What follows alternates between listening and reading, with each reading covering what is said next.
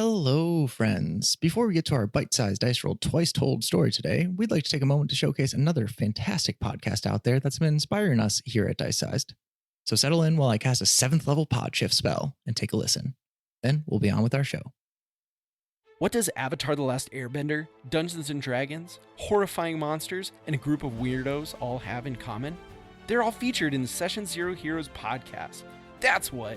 At SCH, we collaboratively create stories from a variety of tabletop role-playing games, such as Avatar Legends, which is set in the world of Avatar: The Last Airbender and Legend of Korra, or the most well-known TTRPG, Dungeons & Dragons, the spooky Monster of the Week, and so many more. If you're a fan of unexpected twists and turns as a team of players creates characters thrown into insane worlds of the Dungeon Master's creation, then this is the show for you. Come join us on Spotify, Apple Podcasts, and everywhere else podcasts can be streamed, including our website at sessionzeroheroes.com. And be sure to follow us on Facebook, X, Instagram, and Discord for all our news and announcements, and to become part of our amazing TTRPG community that we're building. You won't want to miss out on Session Zero Heroes podcast, so check it out today.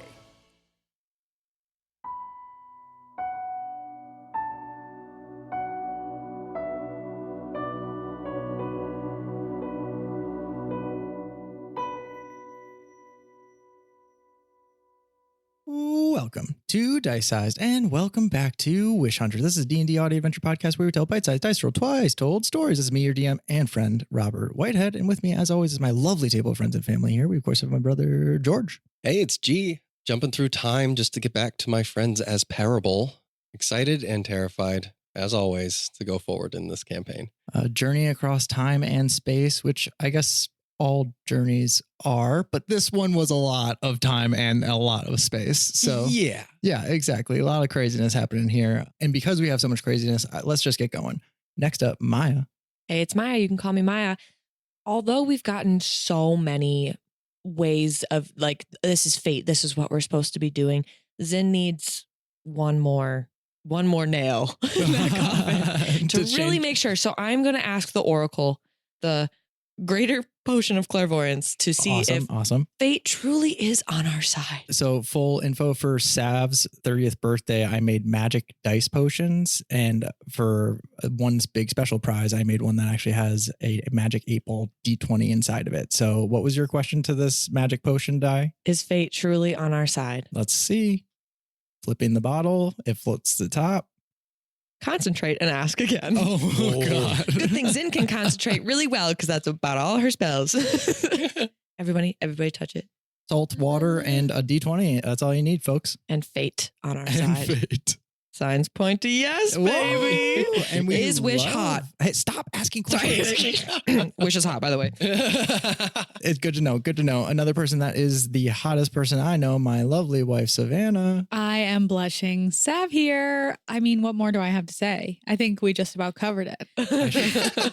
The one thing I will say is Cassi is confident that this is still a girl's trip. Girls trip. Parable counts. Yay. Always. It's nice to be counted amongst the gals. I've been counted amongst the gals a couple times in my life, and it is an honor. A treasured honor. Truly treasured honor. Well, so Parable brings plenty of that feminine energy that we need. Yeah, I mean, I just follow the power. Yeah. You know? Girl power. Girl power. Hell yeah. Let's put that girl power to the flower petal. Never mind. That flower petal to the power metal.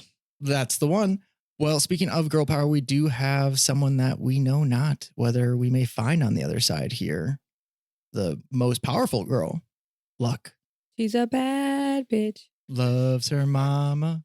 Sorry, those not the same songs? She's a good girl. No, mine was, she's a bad bitch. Fuck the bitch. All these other She's a bad bitch. Loves her mama. Loves G's. Anyways, before we're digging our heels in against the end of this campaign. Can you tell that we're all delusional? Because this is most likely have to take us kicking, screaming, and crying, Rob. That was literally like Esther and Igor singing songs next to each other. Only one got the explicit version, one didn't. One got kids pop. One got kids pop. Which one got kids pop? She's a bad that bitch loves her mom. Love Jesus. It's called Domi Bop, okay? But yeah, okay, we are all a little delusional. This is most likely the penultimate episode of the main campaign of Wish Hunter. We will also include an epilogue episode in whatever we wrap up with. However, get ready, folks, because we're about to dive in. And what better way to do that than with a recap? Last time, while searching for the secret compartment hidden within the shipwrecked shop, 5 spoke to Parable of the 20-year siege Two Wells had experienced. Though things seemed grim in Two Wells, apparently the tide had started to shift in the last few years, as the map makers of the Lands of Favor switched from invading to defending the domain. 5 didn't know why, but they had welcomed the allies. He dodged Parable's questions about Mojo and the others, saying, "I'd rather show you." It was then Parable found what he was looking for. In a place only a halfling could get to, within a hidden compartment only one of the Marae could open, Parable wrapped a rhythm upon the mass that he felt within his breath and found a spear, tipped with 3 divine metals. Meanwhile, at Starwatch Tower, Zin and Cassi investigated the odd stonework well they'd found within the bounded field chamber. They quite quickly heard a familiar voice. Volano appeared from the alcove above. Though it was the Volano they knew, he had changed much. An old man stood before them now. Nearly 50 years of time rested upon Volano's gaunt frame. He told them an incredible story. Atalanta had teamed up with Chorus to take on the Lands of Favor. Volano had joined them. The time dilation of the Second Great Wishing had meant that while only 2 days had passed for Callum's Crossing, nearly 20 or 25 years had passed for Starwatch and Two Wells. But for the Lands of Favor and Lands of Fortune, nearly 100 years had passed during this time.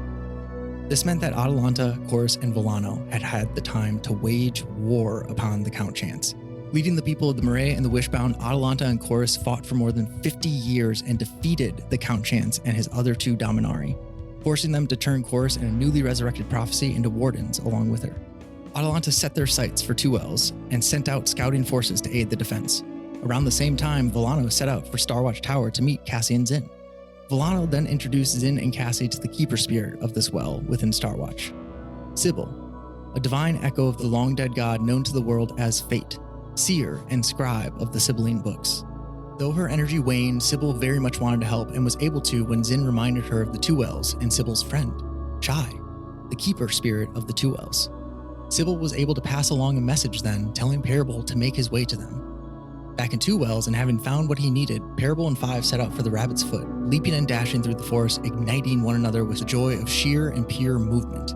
At times colliding with one another to aid the momentum of their travel, Parable invited 5 to walk the wind alongside him. Soaring down toward the entrance between Two Wells at the base of a great willow, they spotted fleeing detention drones, each carrying a prisoner within. Parable paused only to unleash his silver wrath down upon the drones, sundering all 4 orbs and freeing the Wishbound warriors. With little time to spare, Parable and 5 dropped down the rabbit hole entrance of the Rabbit's Foot Warrens. Though Parable spotted it immediately, it took him the journey down to the clearing below to accept the sight. Mojo and Willow, suffused into the very being of the well and roots of the tree, and fall, cradling himself as he rocked back and forth. 5 then introduced Parable to Belle. Belle had taken after Cassi and become a well space astronomer. 5 and Belle seemed a good match, as they comforted one another and offered what aid they could to Parable. Parable returned the aid as he saw best, by helping to return Fall to a little of his former self and granting a little bit of weightlessness to the tortured wizard.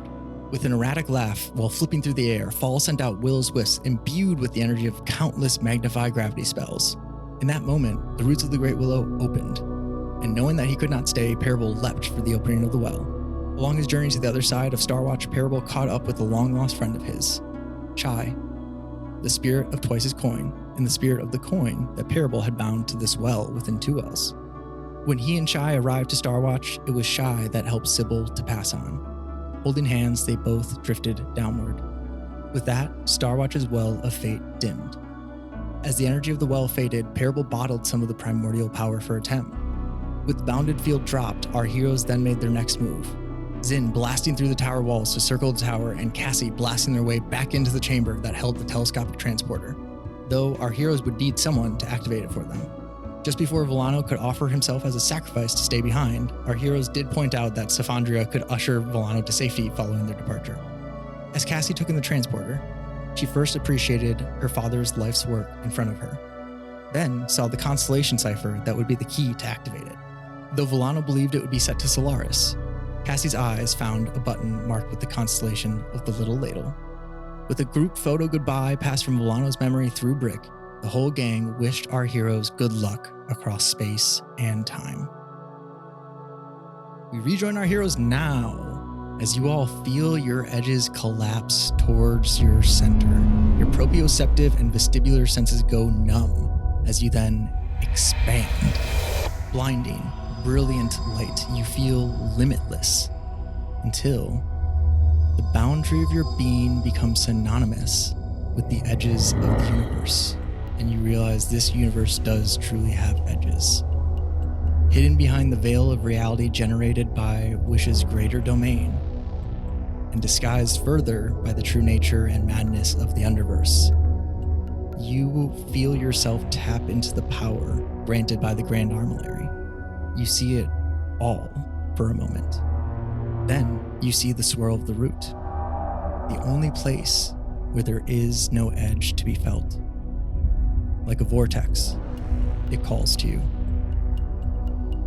Suddenly, sensory feelings return, and particles of your being can no longer tolerate being sundered as they are.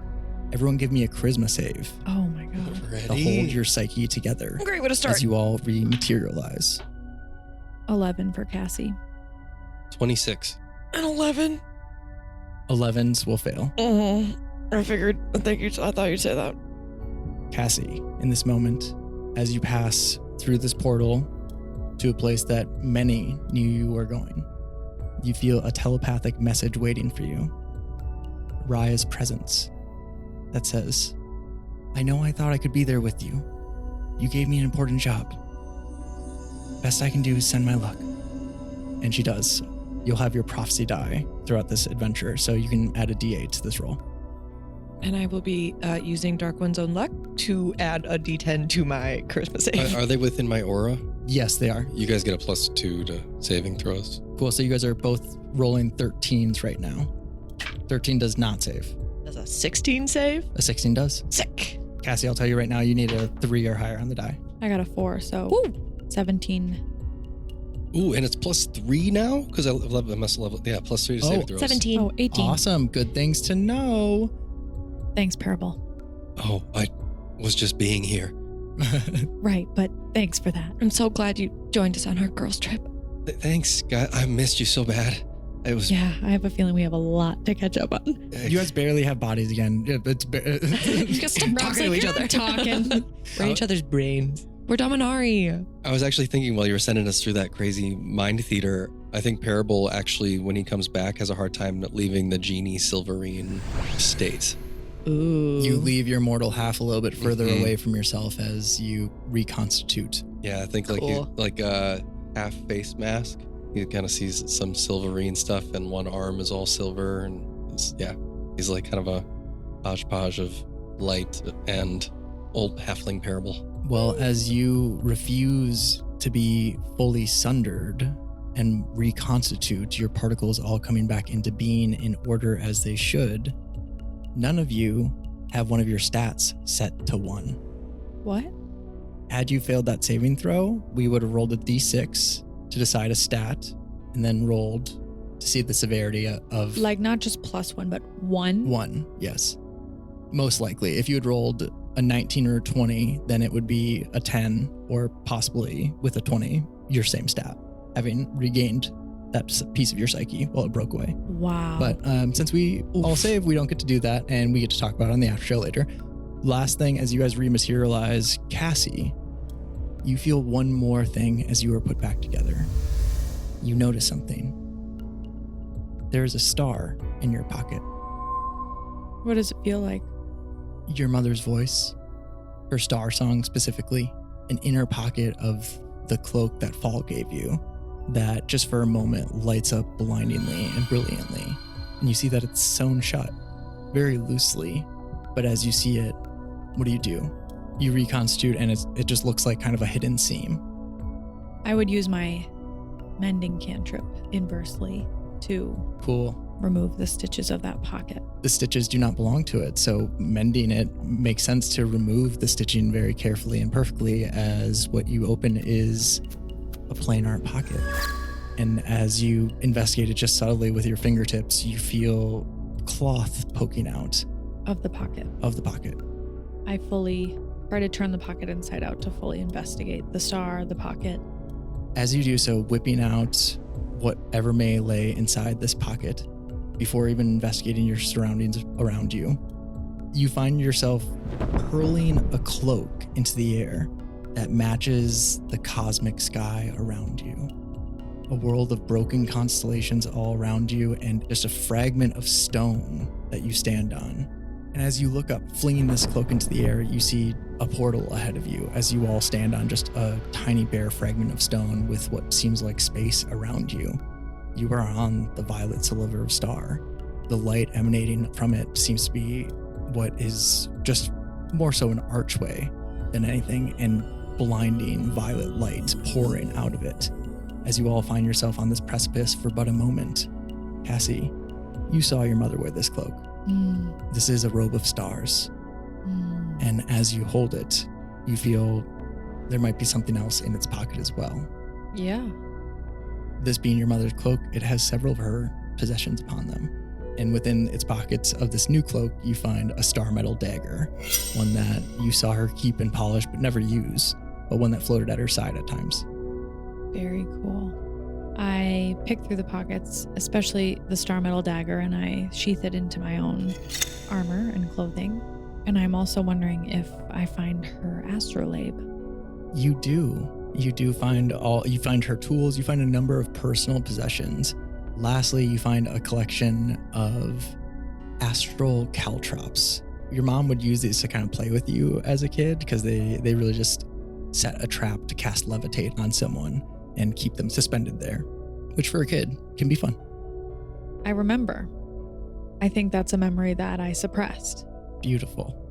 Like a lot of the joyful memories you have with someone that you lose, they tuck themselves away in the deep dark corners so that they don't hurt you, but it feels really nice in this moment for Cassi to remember. And Cassi does, as you have your mother's own robe and weapon going into this, whatever this may be. Anything else that you guys do as you guys stand at the precipice of a glaringly violet portal that you know holds wish on the other side, but you stand upon the violet sliver of star. Looking back, you would see the lands down below you. Can we see them, or are they just far too far away? You see them like planets in the night, but all bright. You see their essence. More so the cosmic essence of them. Yeah. Thinks Inwood, taking this all in, kind of say, and like pat herself just to make sure like everything got back to place, right? No particles that of mine. Yeah. Of parables. We're all in the right place. Okay. Kuma, are you here? Kuma? I'm sorry. I just you don't hear that? And as you like tune into Akuma, like a tuning fork, you hear the thing that's hurting him, and above the portal with a violet ring that imperceptibly to regular senses, but very perceptibly to the arcane senses, ripples out at a continual basis. And Akuma says, I would love if we actually didn't stay on the doorstep and for too long. I think there might be an anti-demon I'm not a demon, but anti-demon and devil thing. It hurts as he again like shudders. Oh, okay.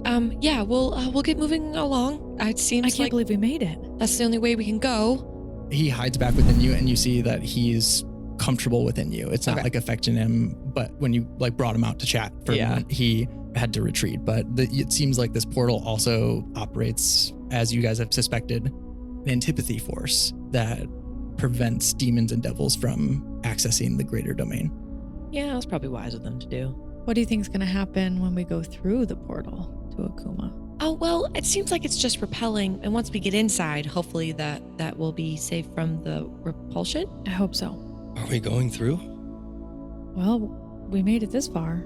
Imperable walks up and his voice kind of echoes for a second when he speaks. He's like, I just don't feel quite right yet. Whatever that was, it was disorienting. Yeah, to say the least. I can't believe we made it. Parable? Yeah. I don't think you have your legs. Oh. The tail, no! And Parable covers up his tail and he like squats down in Buttskook position. It happens when I meditate. No. It's the genie thing. It's becoming of you. It looks like it belongs. It suits you. I mean, it still feels like I have legs though, so it's weird. That's cool. I mean, I hope it helps us get through the door. Sure. You look slippery. You are an enigma. I'd like to see them try and fuck with you. Parable is kind of just like Silverine. He's in and out of different states, but he's slowly settling back into his halfling form. Awesome. Is there anything that you guys want to do, cast, talk about, use? This is a moment of calm before the storm. Use it or lose it, kids. I'm gonna cast False Life on myself and get some extra HP. I'm definitely gonna put on my mother's robe of stars and bring my constellation shield up. Cool. Awesome. The robe of stars, as you put it on, does customize itself to you. Does it change it anyway as it's a night sky cloak? It does. I think in this moment, I like to think it tries to protect me by emulating what it looks like when there's a meteor shower happening. Cool. This is a defense mechanism. I'd like to think of the cloak in that it makes it difficult to focus on if I'm really standing or if I'm moving or not in motion. Awesome. Absolutely. Like a series of comets streaking across your form, this cloak guards you well. I would like to roll to extend a charge of the Wand of Wonder. Okay. And I see what I get. Yeah, let's roll for it. A D100. Okay. 12. Okay, I have Fairy Fire. Nice. Not Awesome. what I was hoping for, but I wanted to try. Awesome. As you light up with fairy fire, I think there's still a beauty to this as you do something that, I mean, you experience in the forest the first night that you pass through the will-o'-the-wisps, and just the energy of a fey forest is home to you three. And as you imbue yourselves with essentially like the energy of the two wells, you, I think, strengthen the bond between you three. I just kind of stumble into my legs, and I go up to both of you, and I grab you both by the hand and look up at you, and I say, "It's been a long journey. I know it's only been a few days, but you're the family I never had. If you could just think about something special between us, something, I don't know, maybe a laugh, and just close your eyes," and he's going to cast Aid. Cool. 3 creatures within range, each target's hit points maximum, and current hit points increase by 5 for the duration, and that's going to be 8 hours. Cool. This is a fun one because that actually will stack with your false life, being that it actually increases your maximum hit point, which you guys can change on your character sheet by clicking max hit points and setting that to override. Does it do it to me too? Yes. Oh, cool. I'm going to do Wind Walk as we're holding our hands. I cast Aid, and then accidentally, because I'm still in this weird elemental shift, it goes through my hands into you, and if you're willing, you'll both turn into the wind. Love that. Whoa. And before we go, when I went back to our home, it was different. I don't even want to talk about the fight. It's all changed. But when I went back to the shop at the base of the mast, I found a spear. I found this. And I pull out an arrowhead-looking stone of metals. Wow. Can I either see or roll on how it reacts next to this Totally. portal? Yeah, give me a Arcana check or investigation check. Can I roll history on it or Yeah. religion? Yeah, totally. I would take history and religion, both totally applicable. That's 19. 19 Arcana? Yeah. 19 Arcana will tell you that this thing is reactive to the energies, not in any sort of expressly volatile way, but they are like resonating with one another. The spearhead that you hold is like a much more deeper tone. It is a tone that underlays what is emanating out of the portal. And so you can see that they almost amplify one another, resonating against one another. Brick, have you seen anything about this before? And I think as you commune with Brick, you know that this thing is made of exactly what you guys expect it to be, the essence of the gods. You can't know for sure with that role, or really anything to know in what way or how, but it feels like it is of divine essence. It speaks to your paladin nature, and a brick like recreates the feeling within your mind just so you can really examine it. Yeah, I look at it and I just say, it just seems like something that'll help us. I don't want them to know we have it. Can I see it? Yeah, I hand it to Zin. And Zin rolled a 24 religion check. This is known as the Blade of the Dawn, also the Blade of the Dusk, also the Blade of Twilight.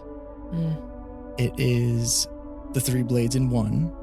It's a deep, deep lore within Domi's history, but it all has to do with the original gods entrusting mortals with the power of the light. That was when the power of the light was first granted to people. When the three gods in Domi, I'm not going to come up with names, but they weren't called Fortune, Fate, and Favor. They were turned into light equivalent names, Lucent and Clarent. But those three gods gave the example of, like Prometheus bringing fire to the people. It was the example of what the light could be. And then generations later, the star came. But it's like deep lore. It's not even necessarily relevant to your immediate mind until you realize, oh no, those are my old gods. So I guess those are the old gods. Lucient, Lux, and Lit. Incredible. The three L's. I think Zin would say, yeah, I think this is definitely what you were sent to find. This is a token of all three of them. Well, I can only assume it's fate, fortune, and favor. It feels like Sybil's energy. The specifically the middle metal that intertwines between the two kind of feels like Cassi and Sybil. It just emanates balance. It emanates what this group really kind of teeters upon. Well, I think it's at least a sign that we're in the right place and we're doing the right thing. Yes. We're good. We're to change the world. Yeah, that world, that one down there. Mm-hmm. If you don't think we should let them know that we have it, maybe I could put it in this special pocket. That it does operate like a bag of holding, so it would be like a secret planar pocket. I think that's a good idea. That Are you sounds sure? way better than Akuma eating it. Oh, that's an idea.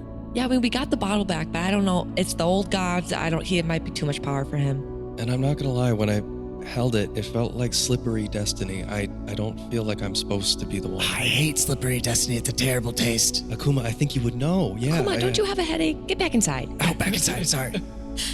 I think also mechanically with those rolls, and perhaps this is even part of your deep lore, Zen, that the spearhead in your lore perhaps wasn't used to bring about the end of a god, but was well known that it could. And you guys all mechanically know that this is something that you guys would be able to, upon striking the wizard wish, you guys will be able to cast something called Dispel Divinity, a homebrew spell that I've come up with to see how returning a divine entity to mortal might go. Striking him with this specifically. This dagger. specifically, yes. And so you guys know that this is a weapon that is a first move weapon to open up the battle. Oh God, I don't want it. How's your aim? It's like lock and key. I think you should hold it. Okay, I trust you. Okay, cool. Yeah. With that, are you guys ready to step through this portal? No, but what else are we gonna No. Wow. Whoa. That was Akuma from inside Zin's chest. Bubbling up. Headache. Sorry. Okay, I've got a dagger, I've got a shield, I've got a special pocket, and I'm soiled my hands. a girl at Ren Fair. Yeah. Where's my fucking turkey leg? Can I roll one more time to make the good book a shield? The good shield? I would give you a roll for that for sure. Oh shit. You need I'm going to say a 19 or a 20 on the die. He's got it. The pen and paper become the sword and the shield. Yes. Money. No. Yeah. No, it isn't. Yeah. You're lying. Look at it. You're lying. No, Look at it. every I time. wanna see. If I pick it up, you're not going to think I got it. No shit. What is it? Fucking 19. Yes, it is. God damn it. I felt that. Okay. Yeah, I've got I put like I feel it so coming. much energy into that. Yeah, I think I find Brick I was reading. like, it was me. Yeah. You're welcome. I see Brick reading the good book, and he flips it to a page. I see lock and key and stars, and it opens and rises and turns into something. I also don't mind cutting this if it's too much. You're good. No, you get a fucking shield, bro. Yeah. You fought for that. Would you prefer a boomerang shield or a spell guard shield? Spell guard shield. Yeah. I already have a boomerang. I knew you were you don't want the. You just said boomerang shield. I just for fun mainly. If you had taken it, I would have been like, "You're an idiot." You're an idiot. But yeah, Spell guard or add a spell guard shield to your. Cool. It looks very much like Paladin vibes. It's gold with gems encrusted within it, but this is your good book. It looks whatever you want it to be. Oh, cool. But while holding the shield, you have advantage on saving throws against spells and other magical effects, and spell attack rolls have disadvantage against you. What? Whoa. You have advantage on saving throws and +2. Wow. That's incredible, right? Yeah. And Yeah. +2? Holy well, I have +3. shit. Oh my God. Oh my. Okay, I'm feeling stronger. There it is. Found it. Zen minor illusions him a foot taller. Thanks, Sin. You're welcome. And just as you guys are about to step through that portal, you hear in the distance, "Lemillion Lodestar, here to help." Fucking God. And You're lying. you hear his voice. No. What? Say more. Here to help, astrally projected at your convenience by all of your friends. I think I'll be sundered as soon as I go through that portal, but I'll be here to help for a while. They sent you? How? Well, as Lemillion Lodestar, flying through the air like a star in the astral plane, How? he has a silver tether that extends behind him like a soul lifeline, which it is. If it is cut, then he will be taken back to his body, which awaits him safely. As he says, "I knew you wouldn't be able to stick it in and leave without me. You've never fully mastered the style, so I can't believe this. don't you worry. I will at some point leave. Before then, I'm gonna stick it in." Lemillion, I've never been happy to see you. Wait, you didn't say the rest of that. Until now. Did they just slingshot you up here? Well, so Savandria she returned, by the way. With Good. Volano. Did he disintegrate? He didn't. He's old. He's so fucking old. Can you believe it? Yes. But they returned, and Savandria seems to have grown in her travels. She and Raya were able to whip together an astral projection spell for me. It didn't even harm any of the wishes. They've gotten better and better at actually harnessing the energy of the wishes without losing any of them. And this is the biggest working they've worked so far. So Nature is healing. Wow. Top button, bro. I pull out my pen blade, click it, touch him on the shoulder. You are promoted, sir. he clinks tips with you, ting, ting, and there's something weird about the sound as his astral blade. He's like fully translucent. It looks more like a ghost than his full self, but I didn't think that blue/purple/ I guess I'm just the color of whatever's behind me, but I normally like red. Let's go see what's on the other side of this violet portal. Okay. All right. Should we knock? Should you go first, Lemillion? You know what? 110% yes. And he charges through the portal as he says, "Have at thee, creature." Do we just wait for a second? Yeah. It's just quiet for a second. Like watch the tether like we're fishing and watching a bobber. As you all watch, nothing happens. Do you really want to wait? No. Okay. No, Okay. let's go. We got this. It's time. We can't let him just. No, we gotta go. Hold hands. Yeah, Okay. always. One last time. One last time. 1, 2, 3. And you all step through to find what lay on the other side. The world twists in on itself. Stairways folding, archways bending, walls becoming floors.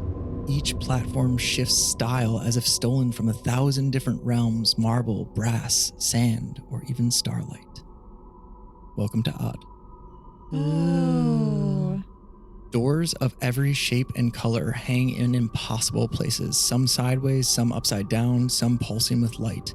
Gravity rebels here. Each step feels like a gamble, tugging you in strange directions, your stomach lurching as down keeps changing its mind, even as you take one step. Beyond the arches drifts a sea of broken constellations, and somewhere deep within this shifting maze is the mad god who was once the Wizard Wish. And as you enter, you hear a voice from all around you, impossibly loud. I am the Wizard Wish, the spirit of the West, raiser of kings and kingdoms, and ruler of them all. Shaper of lands and waters. You have entered my domain, imposter. I am the true one. My eyes are upon you, and my ears are closed to your lies. You'll only find your end here. Hey. I mean, were we not supposed to enter your domain after you fucked with ours? I don't understand why he's so aggressive. The stars are all fucked up here. What's wrong? It seems like a simulated universe. There's no person in front of you. Yeah. But as the voice dies down, you see these glyph wards that slowly dim next to the entrance as if set for whoever may enter. I reach into the pocket and just make sure I have my hand on the tri-tip dagger. Awesome. Good to Cassi, know. do you have the dagger close? I do. Come out. Face us. You yell out into this Escher-style staircase. I know you can hear us. You want to use thaumaturgy? Oh, yeah. Zen uses thaumaturgy to make our voices louder. Come out. Face us. Parable would yell, Wish, the Jinn in me knows you want to come out. Face us. As you do so, first of all, someone give me a luck check. There's many dangers throughout this place that you have entered, and something might notice. Oh, shoot. 10. A 10 is just enough not to have a very unlucky situation and scenario happen, but I'm still going to roll some perception checks here. And you guys are being kind of loud, so I'm actually going to roll these with advantage. Were we not supposed to be loud? As you guys make yourself known, give me an intimidation check to try to see if you can actually intimidate Wish out. 9. 21. Nice. Oh, he's the genie. That makes sense. Okay. I felt that when I said it too. I'm like, dude, I've built in my head what Jinn are from the Murray people, and I know that's a specific sect of elemental powers, but I'm like, you imposter, come face us. Yeah, absolutely. Give me a D100 roll here. Oh, jeez. 36. 36. You see in the corner of your eye, on one of these platforms in a staircase, this staircase seems almost sepia toned. And as the door smashes open, Wish, as a twin blood of earth and water, is easily able to move this earthen entrance door out of the way. And as he charges out, he says, "You know not of what being a Jinn is. I bear the weight of the cycle. I bore the weight of the betrayal." And this wizard storms out. Crystalline beard, looks very akin to Wishbeard, but where Wishbeard is flame, Wish is crystal and stone and ice and water. And as he charges out, he says, "I was there. You were not. I bear the weight of the cycle." And I think there we'll roll for initiative. You may have been there, but I think you've forgotten what it means to be a Jinn. "It's all I am, boy." And he will look to remove these imposters from his domain. Gonna be a sassy walk Nat up. 20. Oh! 17 for Cassie. And I will be trading my initiative with Cassie. Whoa, okay. You can do that? Yep.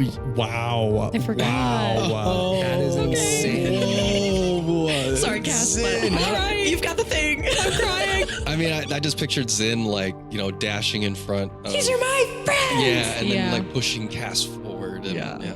You've got this. Yeah, I was gonna have a sassy walk up to him, like, throw it when I move. A Parable got a 21.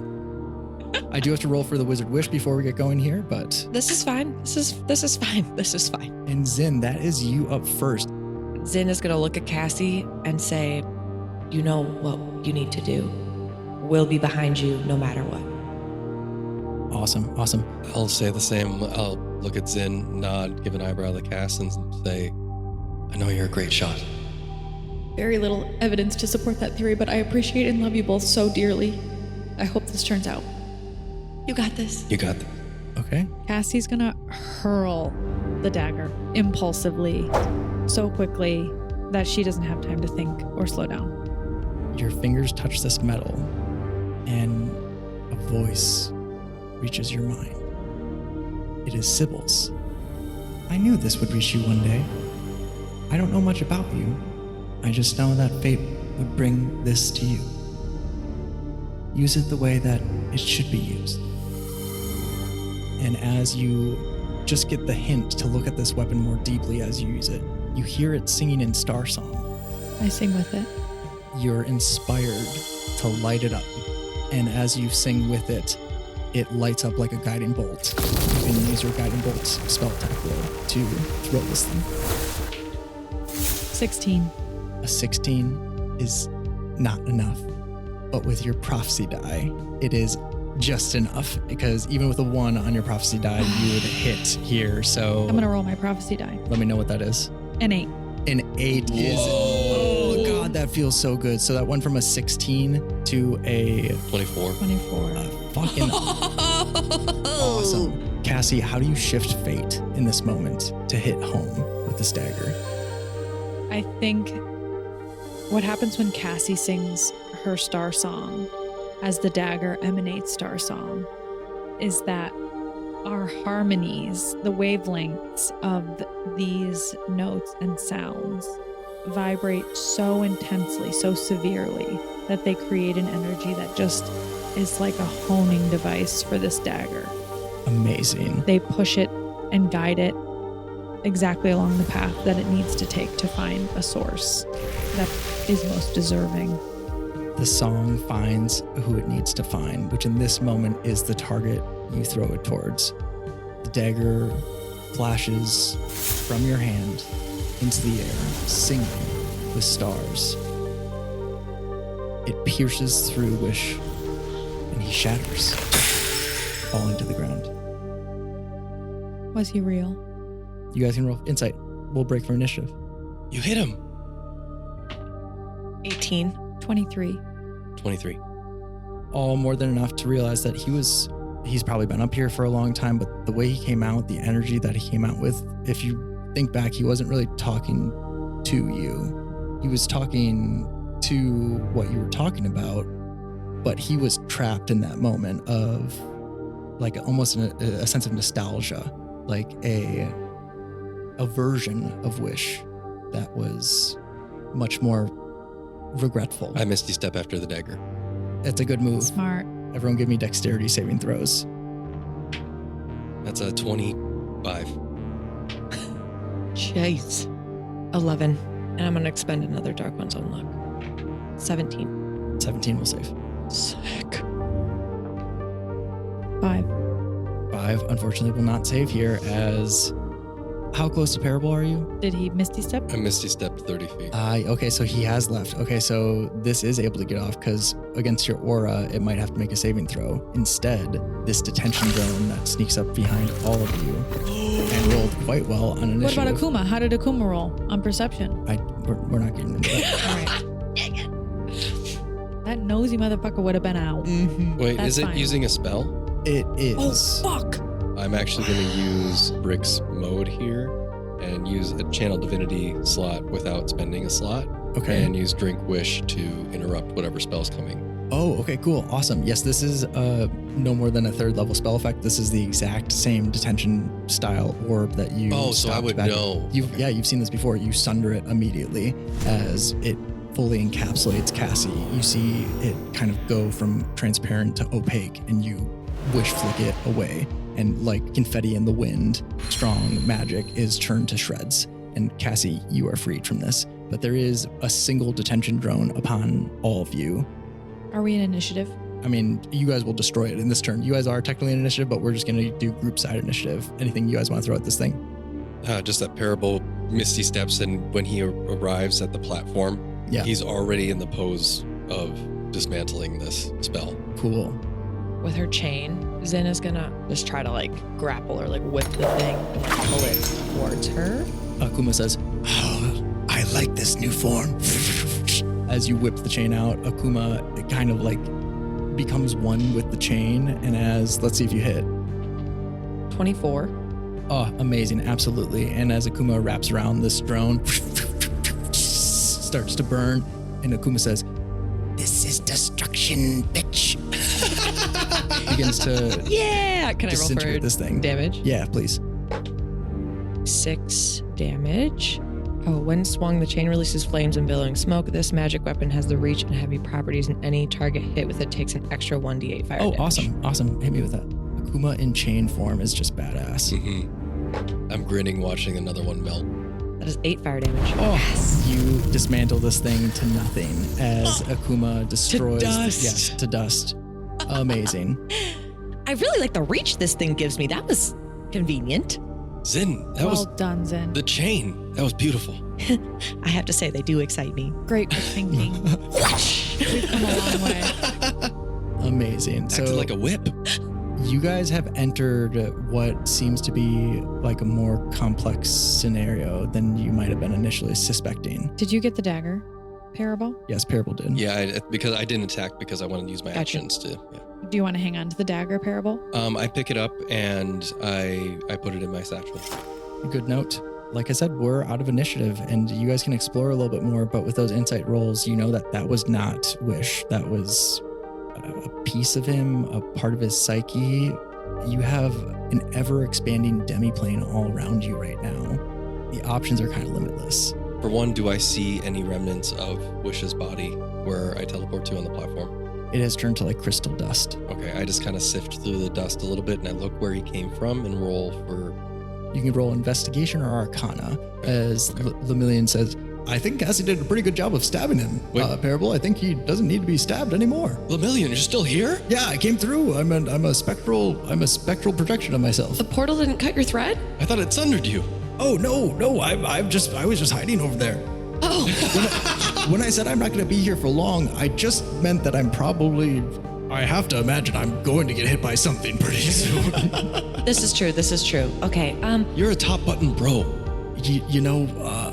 We're on top of everything right now, so top of the world, top button bro makes sense. It doesn't feel right. No, call me bottom button bro. Bottom button bro. Oh, thank you. put me in my place, damn it. Put me in my place. You guys have quite the environment around you. Do you guys want to make any moves to explore? Do you have any questions? We're in what feels to Cassie like a non-natural setting in the vastness of space, right? This feels constructed or man-made or magically constructed. And I would like to look through the keen lens of how would a scientist make a lab? Interesting. Where are there entrances, exits, weaknesses? Can we pinpoint where we might expect something or someone to pop up next? Absolutely. I think give me an arcana check with advantage. Okay. Can I roll on the door? Or should we do this one first? Give me that arcana check as well, and we'll do both. 22. Awesome. Just an 8. Okay, with an 8, and you're sifting Parable through the crystal dust? Yeah, I'm sifting through the crystal dust and just kind of peering out of the corner of my eye, almost afraid to look on an 8 through the door he came through, or the direction he came from. You see that through the door is, again, like sepia toned, but you do catch the deck of a ship on the other side. Cassi, with your 22, just considering the general structure of the space, this place should be falling apart. There are points where the illusion truly breaks down and your physical senses can't process it. To an adventurer that wasn't used to having their mind torn apart like you three, just being in this place would be psychically damaging, like with stress. This place is a place that should not be. It is one that is being forcibly created upon this plane. And if you had... It doesn't even feel like a plane of existence. It feels too transitory for that, as if more... Pocket dimension. Kind of. More. It's almost replicating the astral plane. It's a different version, or more so replicating the root. It's weak. But it's Wish's version. It's like he's trying to recreate universal scaffolding structure, his own little multiverse of stairways and doors. And each one is different, and each one you can only assume holds a different aspect of Wish himself behind it. And with that check, something in your mind tells you that there are exactly 1,001 doors within this place. 1,001 versions of Wish himself. I relay that information. I was going to repeat it, but it feels crazy to say. Just out of the blue. Zin and Parables and Lemillion. There's 1,001 entrances exactly. We're gonna need more daggers. How do you know? Part of this is realizing that the crystal dust is the crystal dust of a simulacrum. High-level wizard spell to create a copy of oneself. How big does this space feel? Does it feel like there's 1,001 doors here? Because It feels endless, kind of claustrophobic, depending on where you're standing and the crazy vast turns still. of gravity. Yeah, but still vast. Zin, I want to like look around on the walls if there's any like markings or art or anything that she could maybe recognize. but Totally. Give me a perception check. That's a 6. 6 is going to get you the fact that you are in what appears to be an entry chamber. Gravity is really weird. It appears that as you kind of move to look around, you do notice that you have technically a fly speed in this space as you kind of go to tiptoes and you stay for just a moment too long. But you're just kind of distracted by that feeling before being able to make out anything more than that. Each door and each platform is unique. Parable's going to grab some of the dust in his hand, his silverine hand, and he's going to meditate. And he's going to meditate on the idea that I'm not at home. It's not up, down, left and right in time. It's wish, time, and luck. And he's going to cast Divine Sense. Awesome. Give me a perception check with advantage. That's a dirty 20. Awesome. That is definitely enough to notice that out of one of the doors, not the wish that you just interacted with, but another platform that has a door open, or perhaps wasn't open a moment ago, but it's open now. And you see on the other side sand spilling out and the voice of a people you miss dearly. This may not be home, but it has pieces of it. Can we see this? You can. I grab Parable's wrist. I start immediately saying, Don't go. home. Don't go, Parable. wait, no, let me go. Parable. It's What? not real. It's right there. Cassie's gonna cast divination to try and speak to Wish. Awesome. Okay. Fuck. What is exactly going on with divination? Read that off for me. This spell is gonna put me in contact with a god or a god's servants. I ask one question about a specific goal, event, or activity to occur within 7 days. The DM offers a truthful reply, which might be a short phrase or cryptic rhyme. The spell doesn't account for circumstances that might change the answer, such as the casting of other spells. What is your question? Where are you hiding? I am not. And from the sky itself, the broken constellations behind you, Wish would not walk out of a door. He is where you step upon. As he says, imposter, tread carefully. You tread upon my dreams. Oh my gosh, so poetic. And you see a massive face of storm cloud and stone, Wish in his god form, appear in the sky above you. Yeah, I think right before the big boom and I'm meditating and I'm getting pulled away from Cass, I'm like, wait, he's everywhere. He doesn't look very nice. I am Crave. I have stripped my mortality away. I am the god that is needed Needed for what? to save everything. Are you also the one that's destroying everything? You do not understand the plans. Then explain it to me like I'm stupid. As you ask him to explain his plans, he grows furious. You think I don't see it? The test, the trap, the trick of it all. You want me to doubt myself, split myself, scatter myself across the plains. But I won't. I've seen 1,000 endings, and every one of them fails unless I am the one to save everything. I was Wish once, but now I am Crave. And Crave rattles the very being of this demiplane. you guys have quite a situation in front of you. Is there anything that you guys want to do here? I won't force you into initiative with this thing, as he is really trying to intimidate you. Is he a creature? He is a creature, but he's referring to you as imposters. Mm-hmm. You can almost sense from his rhetoric that he's repeated this several times, likely to other versions of himself, claiming that he is the strongest version. So he said he stripped away his humanity. His mortality, but yes.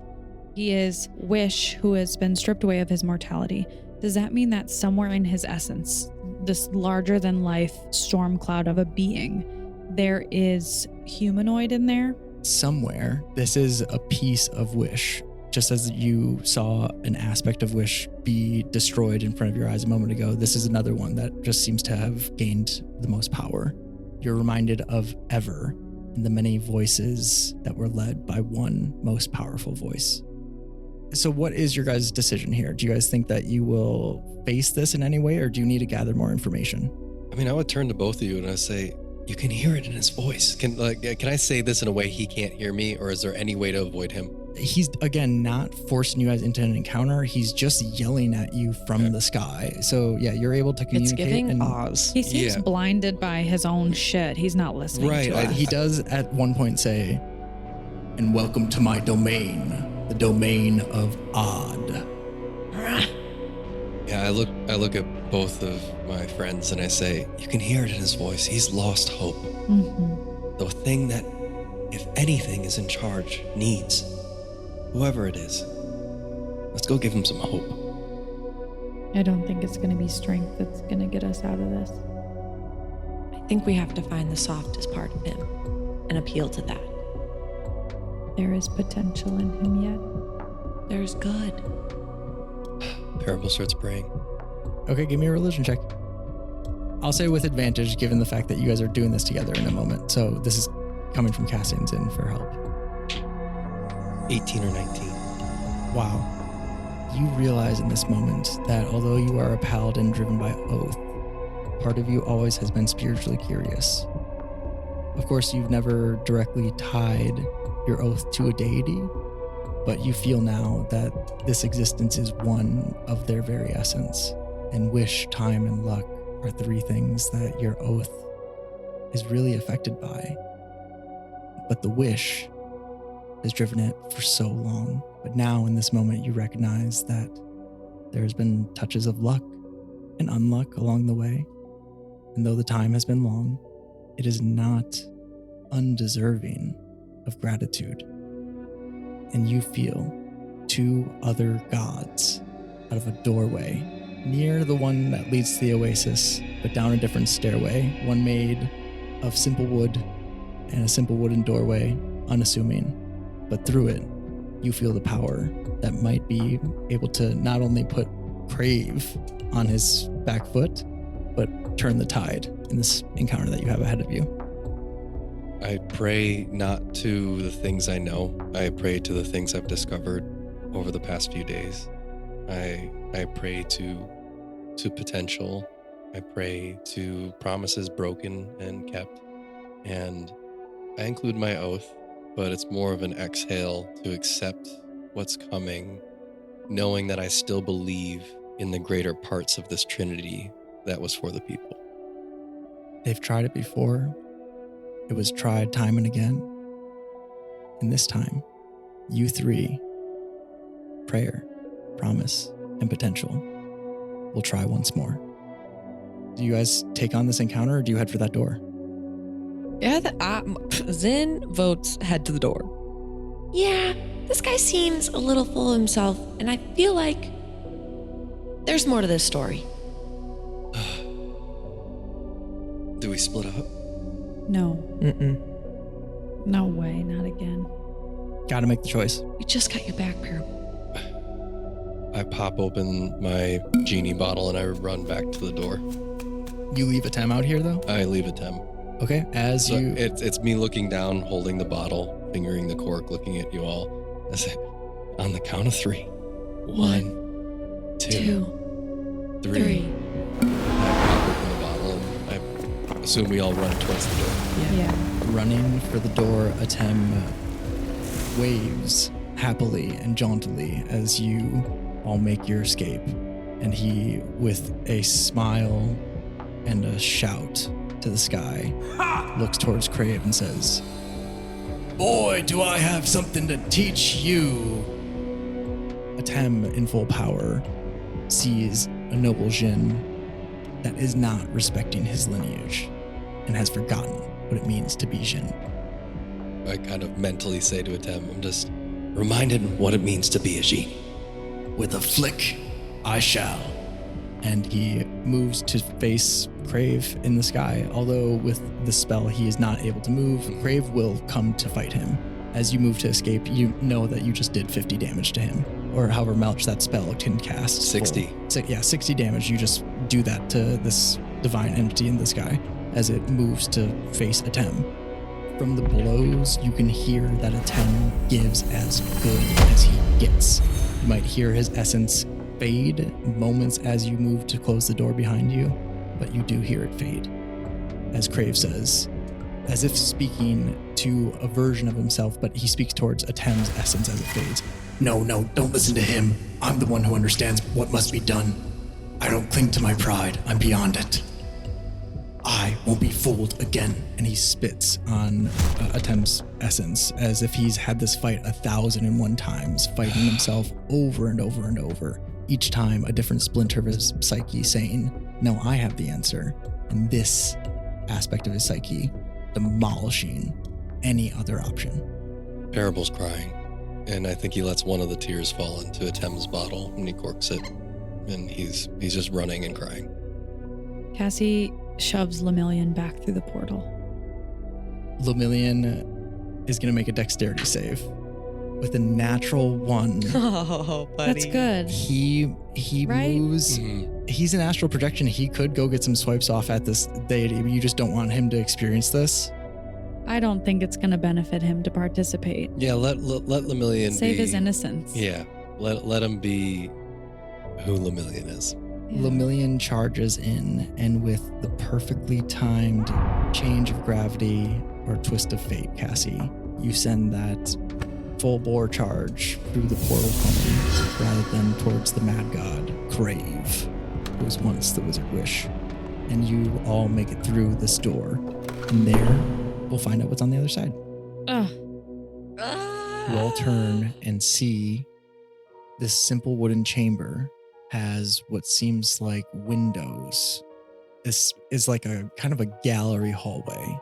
You see a room further down, but a hallway that you have to pass through first to get there. And this plain wooden hallway, like I said, bears 3 windows. These windows each have a scene playing throughout. As you pass by, you see that the first one is that of an oasis. The Wizard Wish, as a young boy, is offered to the pool but refuses it, learning what it is to be mortal before fully realizing his Jinhood. The next window is Wish meeting luck in time, assumably. However, this time, when these 2 wizards face him across the ice, he turns and leaves, retreating at the feeling of friendship, but knowing that it is for the best, for his burden is his alone.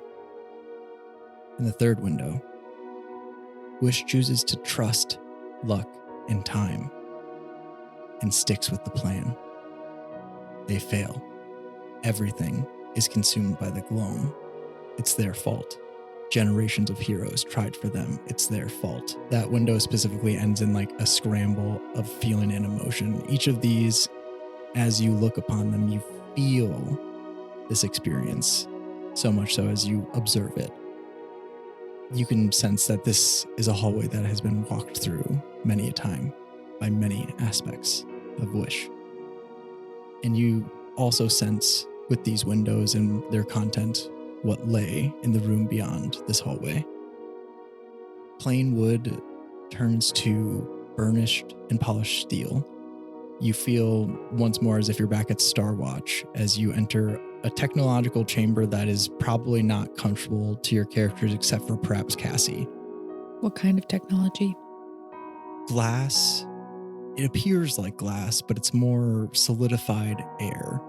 As you see, this room is separated into several different cells. Again, a gallery, but this one, albeit slightly larger. Each of these cells displays an individual. The first one you pass is a face you recognize, Cassi. Sage Sagacious, the leader of Starwatch, frozen in time as he offers up some sort of words in horror at whatever's about to attack him. But he's trapped in stasis.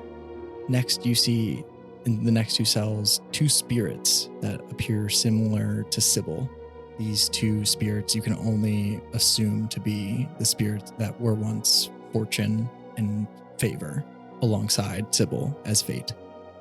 And then lastly, two more cells that hold a wizened old silver bearded man and a woman whose face you know well. Mm-hmm. Your mother, Taraya Sarian. Her face is peaceful in stasis. The only one amongst the group that has a little bit of a smirk on her face as she is held stock still in place, bound with magic. What do you guys do? This feels like really them stuck here. Yes, it feels like they're just on the other side of this glass. Mm. However, it's not glass, it's some sort of spell-like effect that's holding them trapped in time. Cassie puts her hand up to her mom's cell and looks on, not really believing that there's real beings trapped inside, as if she's interacting with the projection of these moments rather than actual beings. Having just walked past those windows, you can imagine that Wish might try to convince himself of the very same when he enters this room, not considering the fact that his friends are on the other sides of these stasis fields, but rather projections of them, the same as those windows. What ifs, not friends that could be helped. Parable joins Cassie and places his hand next to hers on the window, and he still has the silvering hand, and he kind of accidentally casts Detect Magic. Cool. This is a time stop spell that I've modified slightly, but a dispel magic-like effect or any other anti-magic spells would be enough to nullify this, at least in time enough to get the target out. But each cell would need to be deactivated individually. Each cell is a magical stasis field that needs to be dispelled to free the individual locked inside. I think Zen would walk up next to Parable and Cast and say, Is that her? Sure. She looks just like you. That's so nice. And Raya, I guess. Yeah. Which I think was maybe the whole point and the whole shtick. Okay. Zen is gonna look around the room and just see what's up. Kind of looking for any sort of like disable magic here button or something. I like how Parable came up with the silent moment next to Cass, and Zen's like, "Is that your mom?" It's very Zen. Is that your mommy? Is that her? Is that your mom? She's hot. I think in like fashion, Akuma gets really in Cassie's face and is just like, "I see where you get it from," and like looks towards your ears. Wow. Akuma, come on, let them have their moment. Would this be perception? Yeah, perception. 18. 18 is enough, I think, to spot that there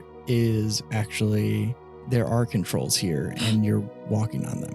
Oh. The steel that you're on isn't actually smooth. Microscopically, there are runic spellwork placed in it.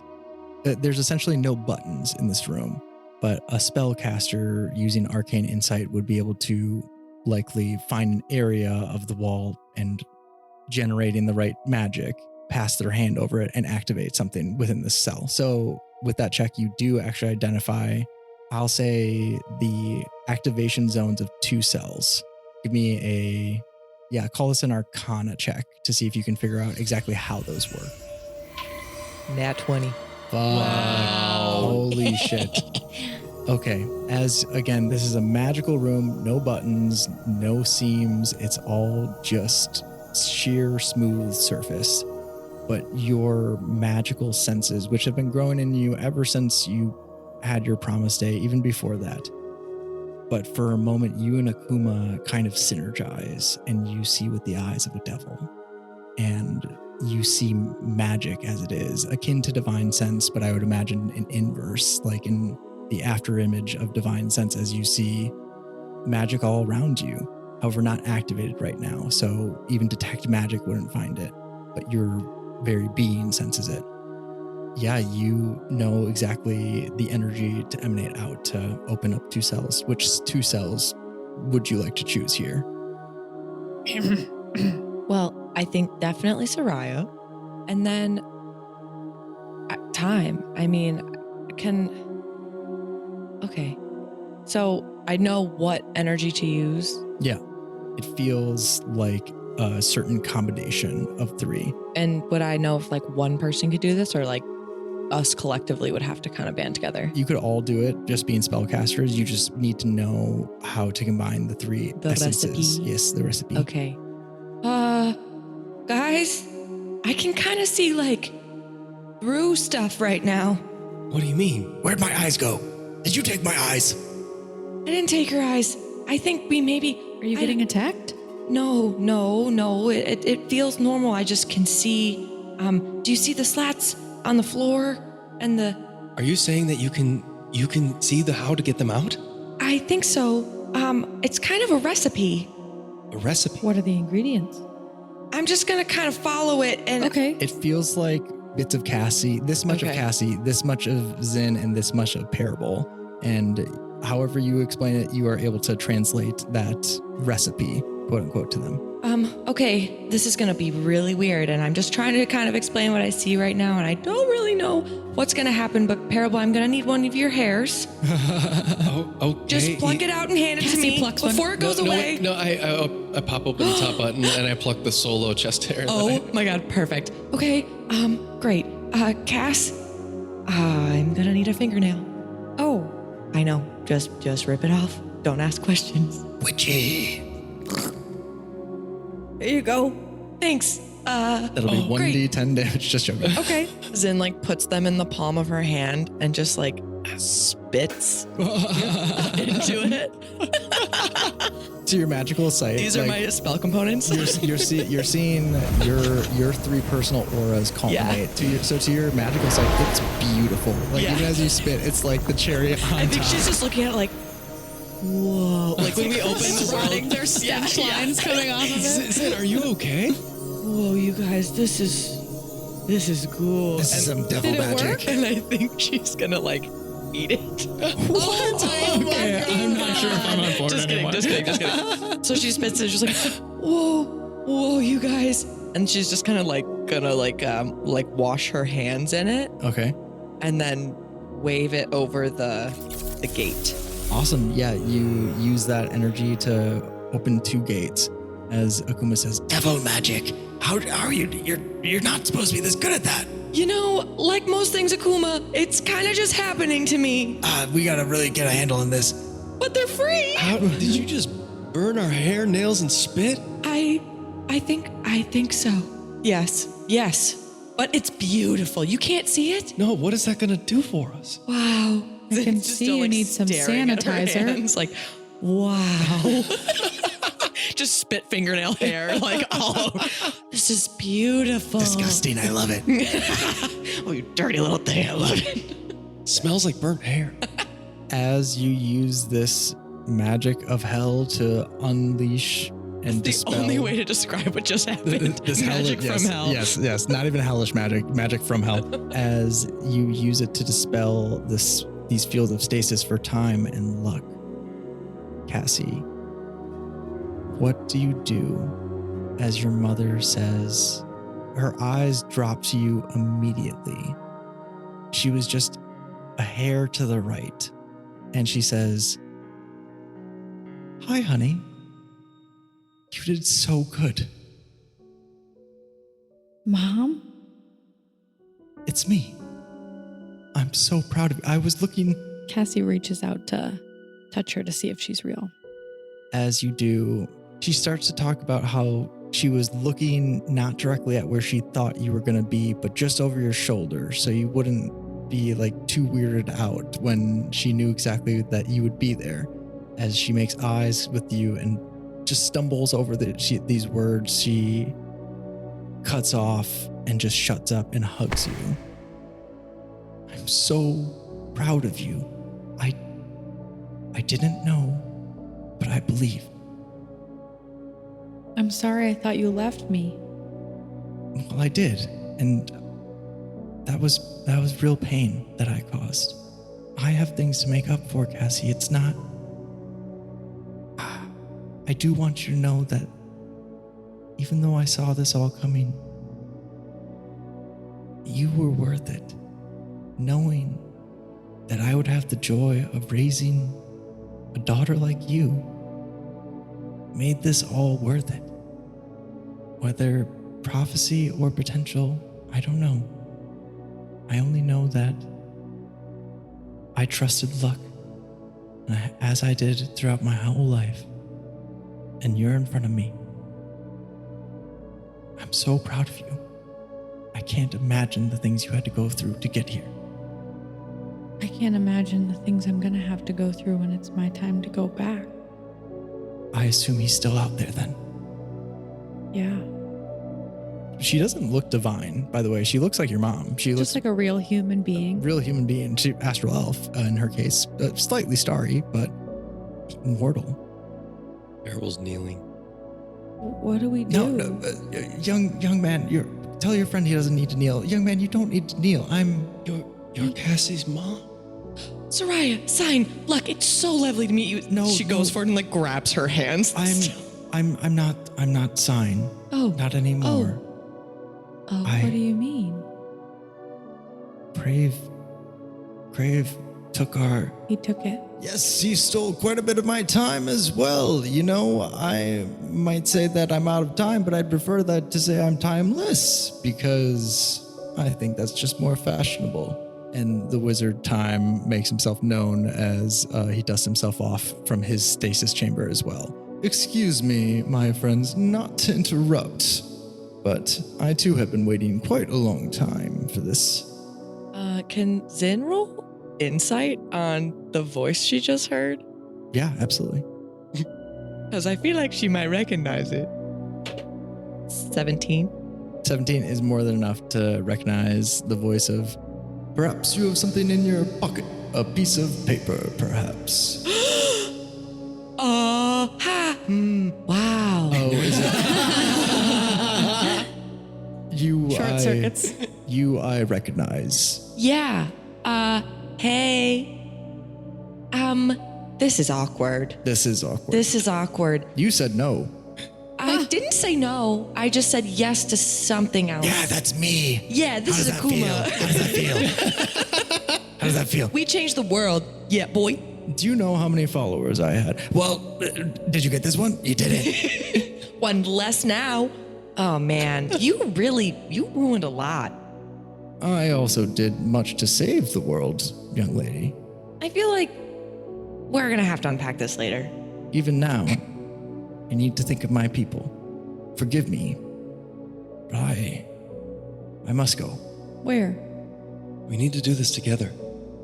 No more going rogue. There's no saving Domi until we handle what's up here. If you leave and offer them help, they'll just be a floating rock in the middle of the bullshit that's down there. Listen to the women in your life. You have to stay. Give me a persuasion check. Guidance. Thank God. You got it? Yep. Okay, D4. Up. 13. It's not enough to convince him to stay as he looks towards Soraya and says, Soraya, you have been you are my best friend. Well, then you know best friends stick together. Look at us. Somehow we made it here. Because we stuck together.